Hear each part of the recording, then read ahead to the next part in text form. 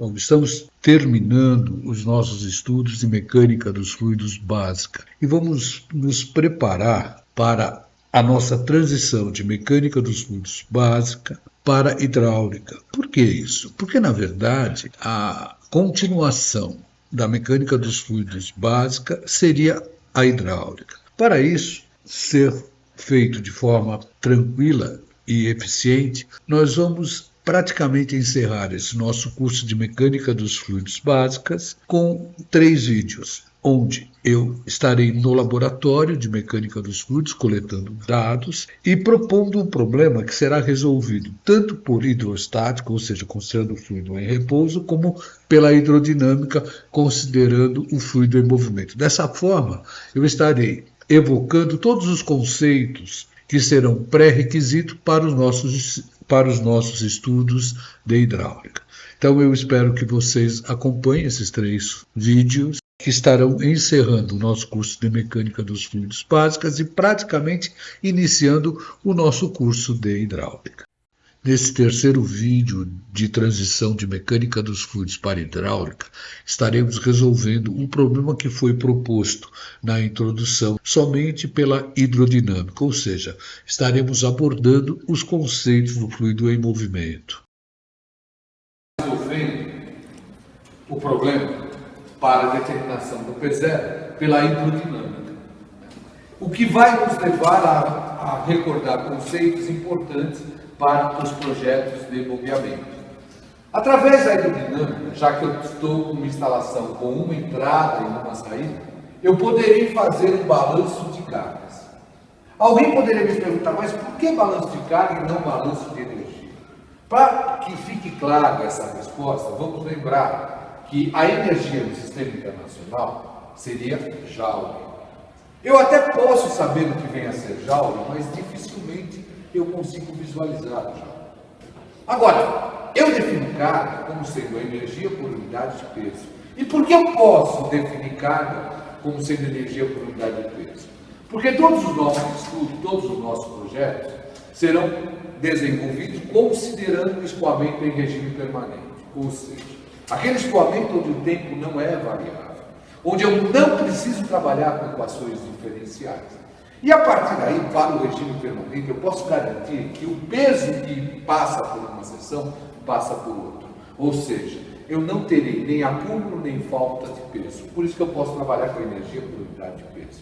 Agora, se eu observar isso, eu sei que a energia seria Joule. Eu sei que o peso seria Newton. Mas eu devo lembrar que Joule seria Newton vezes metro, dividido por Newton. Ora, eu terei como unidade de carga metro.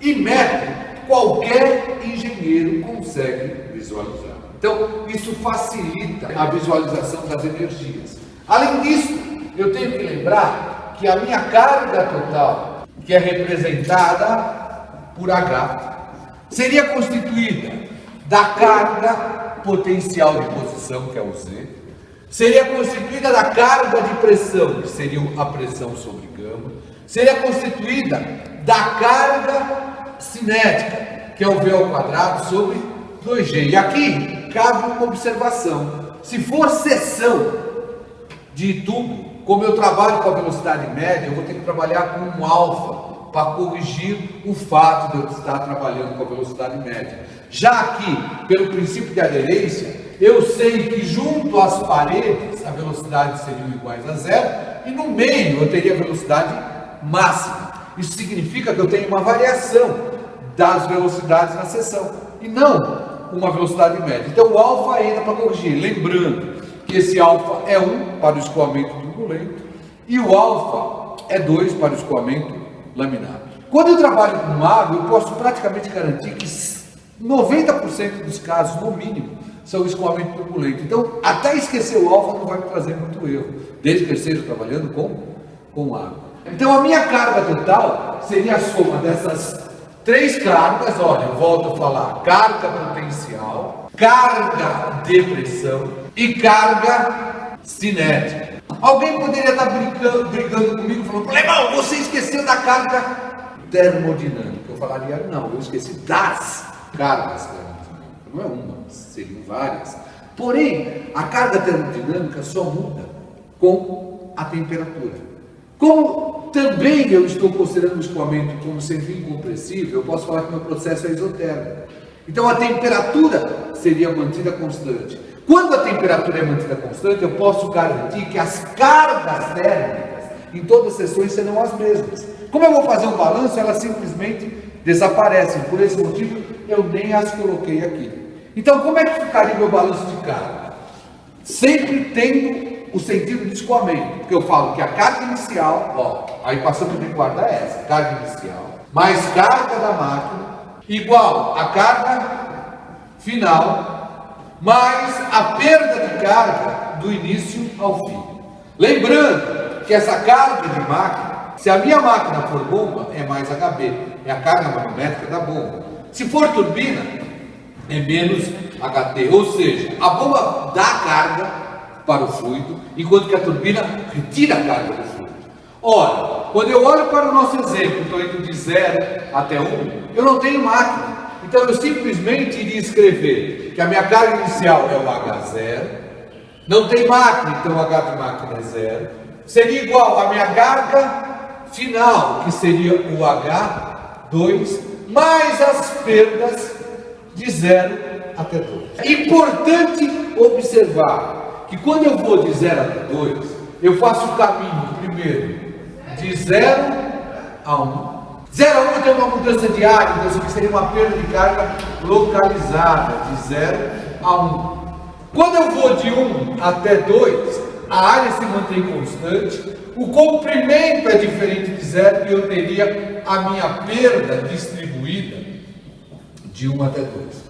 Então eu poderia afirmar que essa perda de carga de 0 a 2 seria a perda distribuída de 1 a 2 mais a perda localizada de 0 a 1. A partir daí, como é que eu abro? Eu só teria Z0 mais P0 sobre gama mais alfa 0 V0 ao quadrado sobre 2G igual Z2 mais P2 sobre gama mais alfa 2 V2 ao quadrado sobre 2G mais a perda distribuída de 1 a 2 mais a perda localizada de 0 a 1. Ora, se a minha instalação está num plano horizontal, eu poderia adotar o plano horizontal de referência do eixo, o que implica dizer que o Z0 e o Z2 vão ser o quê? Iguais. Observamos os dados, do programa anterior, nós já tínhamos o P2. O P2 era a pressão manométrica corrigida para o eixo. Então eu teria pressão manométrica mais gama da água vezes 0,15. Pressão manométrica era 82.640 Pascal mais 9.773,54 vezes 0,105. Isso vai me dar uma pressão na seção 2 igual 83.666,2 Pascal. Agora eu já tenho a minha pressão P2. Vou ter que achar as velocidades em 0 e em 2. Para isso, nós vamos ter que partir da vazão que nós obtivemos. A vazão de forma direta era o ΔH, área do tanque, dividido pelo tempo. Ou seja, o ΔH era 100 milímetros, então passando para metro, 0,1 metro. A área que nós havíamos calculado, que seria o lado 0,74 vezes 0,736, nos deu 0,54464 dividido pelo tempo, que era 19,69. Com isso nós achamos a vazão de escoamento igual a 2,8 vezes 10 a menos 3 metro cúbico por segundo. Ou seja, nós tínhamos uma vazão de 2,8 litros por segundo. Para acharmos a velocidade é só lembrar daquela fórmula terrível do alemão que vá, e o alemão lembra que ele só vai com a velocidade média. Então eu vou ter que é 2,8, 10 a menos 3. Vamos calcular o V0. O V0, lembro que eu estava numa tubulação de 1,5 polegadas, onde a área era 13,1 10 a menos 4. Com isso eu vou obter uma velocidade V0 igual a 2,1 metros por segundo. A minha velocidade V1 seria 2,8, 10 a menos 3, dividido pela área da seção 1, que é uma polegada às 40, que seria 5, 57, 10 a menos 4. Vou tirar uma velocidade V1 igual a 5 metros por segundo. Olha, aqui já seria interessante a gente começar a mostrar que trata-se de uma bancada didática. Porque na prática, em qualquer instalação, quando eu fosse projetar, essa velocidade já seria muito alta. Então não seria adequado eu trabalhar com uma velocidade na ordem de 5 metros por segundo. Mas aí nós achamos V0 e achamos V1. Nós vamos calcular o Reynolds na seção 0, com a menor velocidade. Por quê? Porque se na seção 0 o Reynolds já for maior do que 4.000, é claro que na seção 1 também o será, e aí eu vou poder considerar os alfas igual a 1. Então meu Reynolds na seção 0 seria a velocidade que eu achei, 2,1, vezes o diâmetro da seção 0, que seria 40,8, 10 a menos 3, eu simplesmente passei de milímetro para metro, dividido pelo NI, que nós havíamos obtido lá na tabela, 0,913, 10 a menos 6. Com isso, eu vou achar o meu Reynolds na seção 0 igual a Reynolds na seção 0 igual a 94.358. 358. Ora, muito maior do que 4.000. Então, claro que isso aqui trata-se de um escoamento turbulento e o meu alfa 0 seria praticamente 1. Ora, o Reynolds 1, trabalhando em vez de 2,15, me daria muito maior. Então, eu posso falar que o meu alfa 1 também será 1. Voltando para a nossa equação da energia.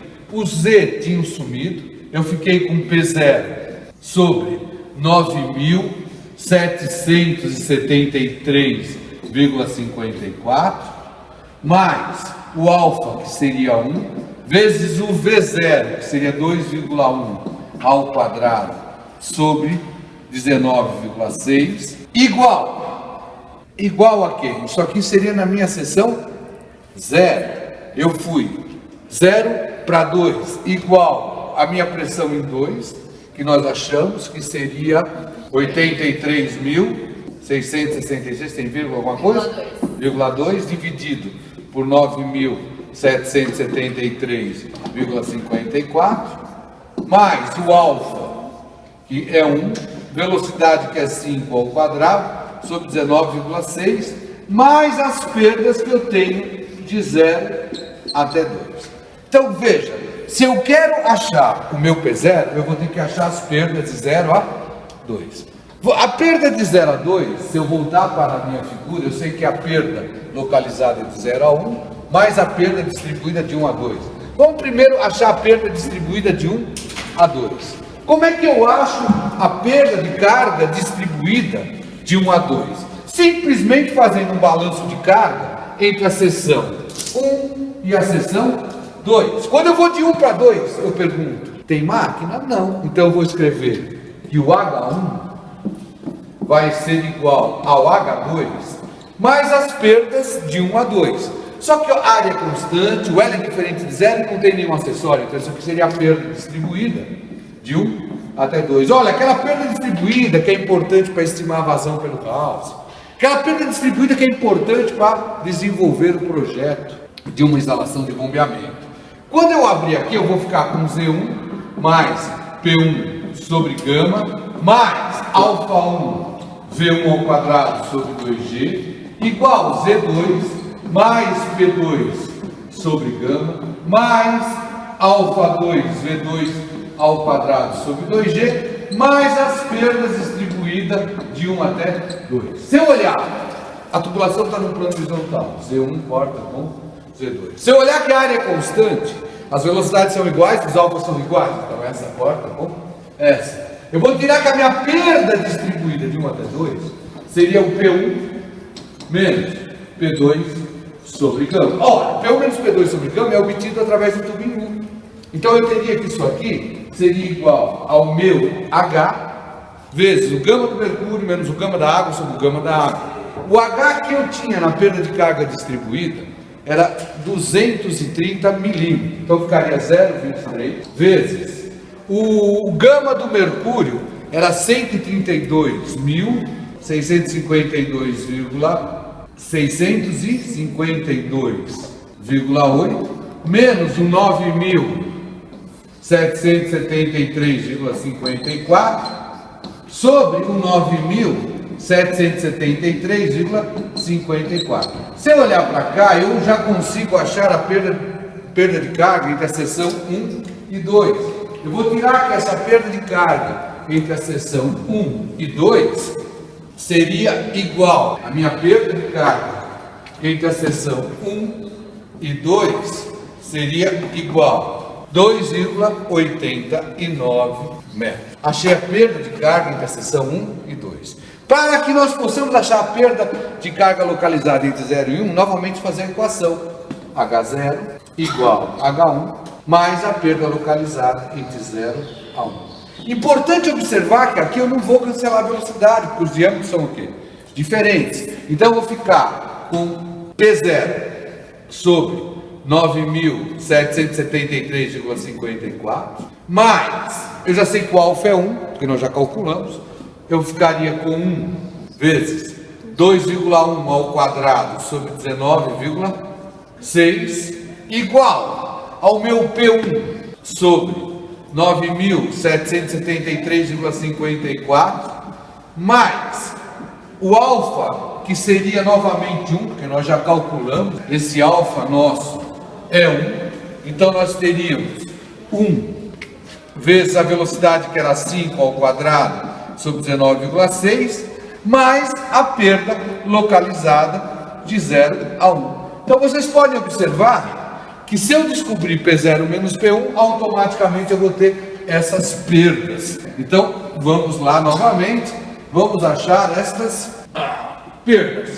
Essas perdas ficariam, perda de SA1 igual P0 menos P1, P0 menos P1, seria o desnível que eu tenho lá, que seria 0,60, vezes o gama do mercúrio, que a gente tem lá, 132.652,8, menos o gama da água, que é 9.773,54, sobre 9.773,54, mas observe que essa parcela da carga cinética vai dar negativa, que seria o 2,1 ao quadrado menos o 5 ao quadrado sobre 19,6. Aí eu vou achar que a minha perda de carga localizada de 0 a 1 vai ser aproximadamente igual a 0,96 metros. Olha porque muitas vezes o pessoal acaba caracterizando essa perda localizada como perda de carga menor. Ela sempre vai dar menos do que a perda de carga distribuída. Agora eu vou voltar para a minha equação original, onde nós tínhamos, certo?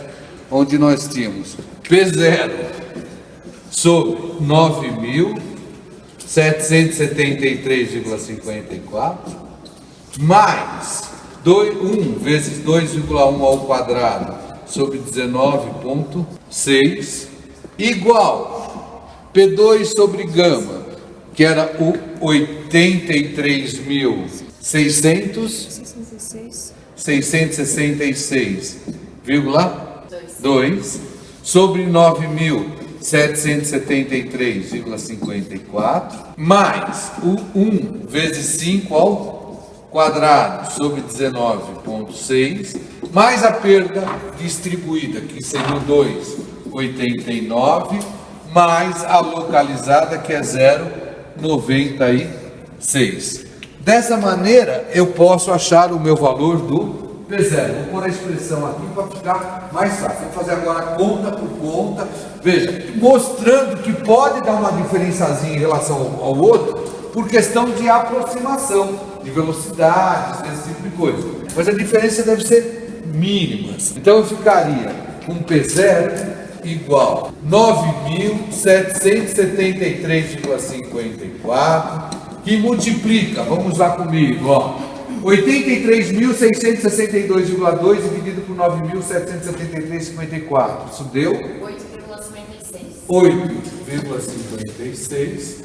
Estou somando isso. Vamos fazer aqui junto mais, ó. Eu vou ficar com 5 ao quadrado menos 2,1 ao quadrado sobre 19,6. Estou somando isso com 2, 89. Estou somando isto com a minha perda de carga localizada, que seria o 0,96.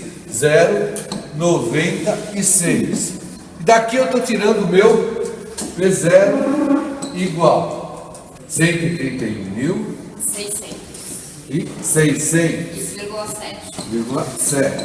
Se vocês olharem, olha, deu uma diferença em relação ao primeiro, que era quanto? 131.589,13. 89,13. Mas essa diferença está exclusivamente em função dos arredondamentos das velocidades que nós fizemos. Se eu fizer este exercício no Excel sem arredondamento nenhum, eu devo ter os mesmos valores. Então fica como uma atividade extra vocês refazerem todas essas contas através do Excel e mostrar que eu chego no mesmo número. É isso aí, usamos a hidrostática e a hidrodinâmica para achar os mesmos valores. Pessoal, não esqueça que eu preciso desse conceito todos para desenvolver os projetos de bombeamento. Obrigado.